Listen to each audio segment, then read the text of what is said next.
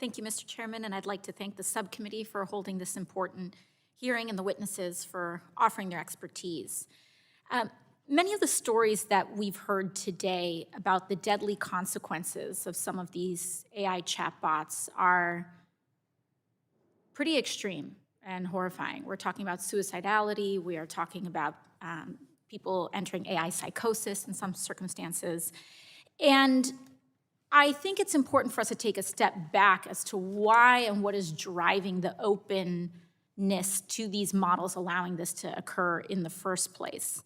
And I want to also shed light on what that means about an economic story about AI in addition to a psychological story about it. Dr. King, have you seen companies change or evolve their privacy policies or other kinds of policies as they seek greater profitability models? Certainly, we've seen them change their privacy policies as they've rolled out AI products. Yes, and I imagine some of this has to do with their business model, correct?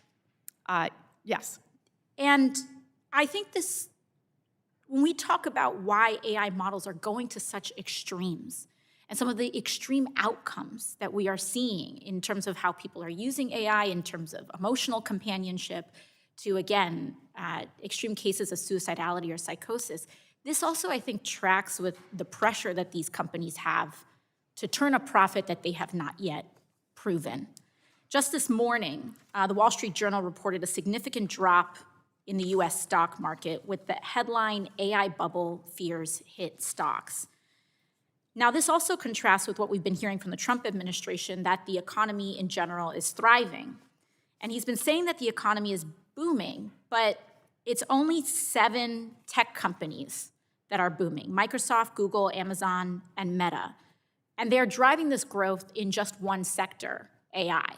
So the entire US economy growth can be tracked down to 7 companies and their AI growth specifically. At least 40% of economic growth this year is attributed to these companies alone, and 80% of stock gains this year came from AI companies.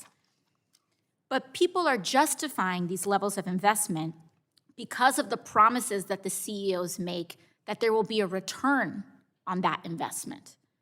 So for a company like OpenAI, their value is based on the expectation that they're going to figure out how to make a profit out of it, and they haven't.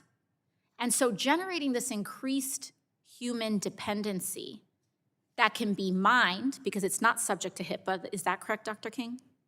Right, it's not subject to HIPAA. It's not subject to HIPAA.